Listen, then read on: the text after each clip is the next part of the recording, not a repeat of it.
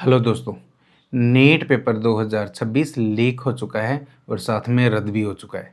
20 का जो लीक होने की पूरी प्रक्रिया है, पहले वो समझ लेते हैं, फिर उसके बाद में आगे चर्चा करते हैं। तो सबसे पहले जहाँ से ये प्रिंटिंग होती है वहाँ से एक बंदे ने इस पेपर को चुराया और एक ऐसे व्यक्ति को दे दिया जिसका नेटवर्क पूरे इंडिया में था। उसने पेपर 20-20 लाख 10-10 लाख रुपए में उसने पेपर को पूरे इंडिया में बांट दिया। तो अपने सिक्कर में एक गुड़गांव में रहने वाले डॉक्टर ने सिक्कर इंस्टीट्यूट के टीचर को वो पेपर 10 लाख रुपए में दिया। उसने अपने कोचिंग के 700 बच्चों को वो पेपर बांट दिया और ये अनुमान बताया जा रहा है कि 7-7 दिन पहले 10-10 दिन पहले पेपर को बांट दिया गया था।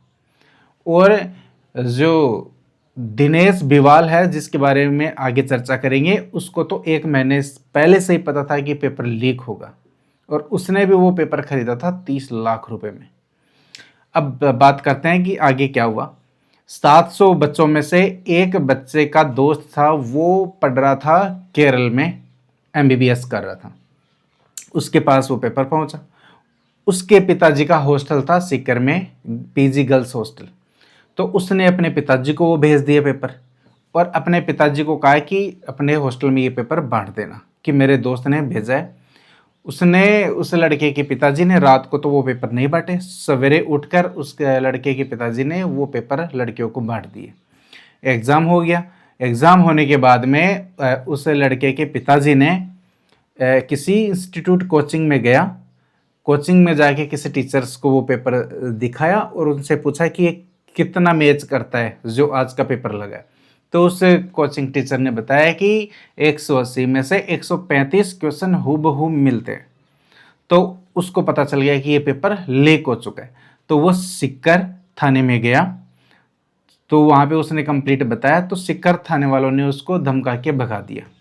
उसके बाद उसने NTA, जो ये पेपर करवाती है एजेंसी, नेशनल टेस्टिंग एजेंसी, जो ये पेपर करवाती है, उससे कांटेक्ट किया और उसने वहाँ पे बताया कंप्लीट कि ये ऐसा ऐसा पेपर लीक हो गया है। तो जब उनको लगा, फिर एक टीम बनी SAG, उस टीम ने SOG, तो उस टीम ने ये जितने भी ये कड़ी वाइज ये चेक किया कि कहाँ से पेपर लीक हुआ है। तब जाके पता चला कि 180 में 135 क्वेश्चन हूबहू मैच हो रहे हैं। तब जाके उनको यकीन हुआ कि पेपर लीक हुआ है। अब बात ये आती है कि ये जो पेपर लीक हुआ है, इसको अब ये केस चला गया है CBI के पास में। जैसे 2024 में चला गया था, 2021 में चला गया था, 2017 में चला गया था। तब क्या हुआ था? कुछ नहीं, कुछ छोटे मोटे प्यादों को गिरफ्तार कर लेते हैं, उसके बाद में जनता भी शांत बैठ जाती है। अब उनकी कब जमानत हो जाती है जनता को भी पता नहीं होता। सब जमानत पे बाहर घूम रहे हैं, कोई अंदर नहीं बैठा है। जो मेन जो पेपर लीक करते हैं, जो सिस्टम में है, उसको कोई नहीं पकड़ता। छोटे छोटे प्यादों को पकड़ लेते हैं, बात खत्म और जनता शांत, क्योंकि जनता की आदत हो चुकी है। जनता भी इसी लायक है, क्योंकि जनता की तो यही आदत है, शुरू में हो हल्ला करती है, फिर शांत हो जाती है। उसके बाद में क्या हो रहा है जनता को पता करने की वो अंदर वो है ही नहीं कि हमें पता भी करना है कि आगे क्या हुआ। बस वही बात खत्म हो जाती है। अब हम बात करते हैं BJP नेता दिनेश बिवाल की। दोस्तों, दिनेश बिवाल और मांगीलाल बिवाल, ये दो ऐसे दोनों भाई थे जिनको 1 महीने पहले से ही पता था कि पेपर लीक होने वाला है। और इनके जो भतीजा है, उसने भी नीट की पेपर दिया था। अपने भतीजे के लिए उन्होंने 30 लाख रुपए में ये पेपर खरीदा था। और बड़ी बात, आप उसका जो भतीजा है उसकी मार्कशीट देखो, मैं लगा रहा हूं, उस मार्कशीट में वो बाय ग्रेस पास हुआ है।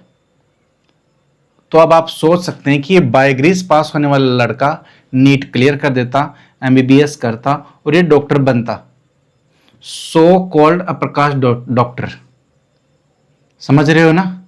जो मेरिटधारी डॉक्टर बनता है। कौन सा डॉक्टर बनता? मेरिटधारी डॉक्टर, जो लोगों की जिंदगी के साथ पता नहीं क्या ही खेलता।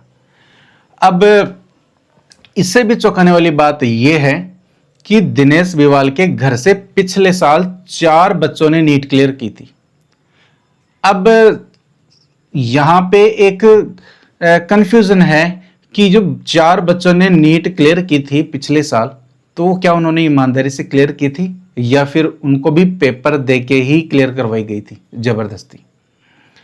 तो ये सुनील बिवाल है, ये बीजेपी नेता है, इसको गिरफ्तार कर लिया गया है। और तो और जो मैं बोल रहा था आपको कि हर बार 17 में लीक हुआ, 21 में लीक हुआ, 24 में लीक हुआ, प्यादों को ही गिरफ्तार किया जाता है। ये तो एक सिर्फ प्यादा था, मेन मास्टरमाइंड तो कोई और है। तो मास्टरमाइंड को गिरफ्तार नहीं किया जाएगा। जो छोटे मोटे प्यादे रहेंगे ना, 5 लोगों की गिरफ्तारी हो गई है जिसमें एक ये है। ये बात इसने खुद ने भी कही है कि हम छोटे मोटे लोगों को ही गिरफ्तार किया जाएगा, बड़े बड़े को गिरफ्तार, जो मेन है उनको गिरफ्तार नहीं किया जाएगा। ये जब इस मुद्दे हैं जो बड़े उनको बचाया जाता है, किसको बचाया जा रहा है, तो अब आप खुद लगा सकते हैं कि कितना खतरनाक सिस्टम बन चुका है नीट का। और जब नीट की एग्जाम जो करवाती है anti agency, national testing agency जो है, ये इसके जो डायरेक्टर हैं उन्होंने तो ये कहा है कि कोई पेपर लीक ही नहीं हुआ, कि पीडीएफ कहीं से बनी है जिसके कुछ क्वेश्चन मैच हो रहे हैं। कोई पेपर मार्केट में नहीं आया, कहीं लीक नहीं हुआ है। जो पीडीएफ है उसमें बहुत सारे सवाल थे, उनमें से कुछ सवाल पेपर से मिलते आए हैं। तो मैं ये नहीं कहूंगा कि पूरा पेपर, तो भाई 180 में से 135 क्वेश्चन मैच हो रहे हैं हूबहू, तो ये लीक नहीं है। ऐसा कौन सा विद्वान आ गया, कौन सा कोई भगवान नीचे ऊपर से आ गया कि उसने पीडीएफ बना के दे दी बच्चों को कि भाई 180 में से 135 छाप दो। ये है अपने एनटीए के डायरेक्टर का बयान। जब उनसे फिर वो बाहर निकले, उनसे सवाल पूछे गए तो बिना सवालों के जवाब दिए चले गए। तो ये थी बात इनकी। अब बात करते हैं कि नीट की एग्जाम का जो पेपर लीक हुआ, इससे क्या नुकसान हुआ। दोस्तों, 4 बच्चों ने सुसाइड कर लिया है। पेपर लीक होने के बाद में 4 बच्चों ने सुसाइड अटेम्प्ट किया है। चारों बच्चों की डिटेल में आप लोगों को बताता हूं। एक बच्चा है प्रदीप महीच, राजस्थान से है, झुंझुनू का है, सीकर में रह के तैयारी कर रहा था, उसने सुसाइड कर ली। एक है ऋतिक मिश्रा, लखीमपुर खीरी उत्तर प्रदेश से। यह बच्चा है 21 साल का, इसने भी सुसाइड कर लिया। सुसाइड नोट लिखा है बाकायदा। एक 17 साल का स्टूडेंट गोवा से, उसने सुसाइड कर लिया। और एक 20 साल की लड़की है दिल्ली, उसने भी सुसाइड कर लिया। उसका भी सुसाइड नोट मिला नहीं है, बाकी 3 बच्चों का सुसाइड नोट मिल चुका है। अब आप सोच सकते हो कि कितना खतरनाक सिस्टम बन चुका है कि इन 4 बच्चों की जिंदगी ये जो एनटीए लौटा देगी क्या। तो दोस्तों, ये कहना है कि इन लोगों को कैसे भी करके सबक सिखाया जाना जरूरी है। कुछ भी करो, कैसे भी करो, इनको सबक सिखाना जरूरी है। सिस्टम चेंज होना चाहिए। ये प्यादों को गिरफ्तारी करने से कुछ नहीं होता। ये हम तुम लोगों को बहलाने का एक जरिया है और कुछ नहीं इसके अलावा। हर बार प्यादों को गिरफ्तार कर लिया जाता है, हम लोग खुश हो जाते हैं, बात खत्म। ये प्यादे बाद में जमानत पे बाहर आ जाते हैं, हम लोगों को पता ही नहीं लगता कि ये कब बाहर आ गए।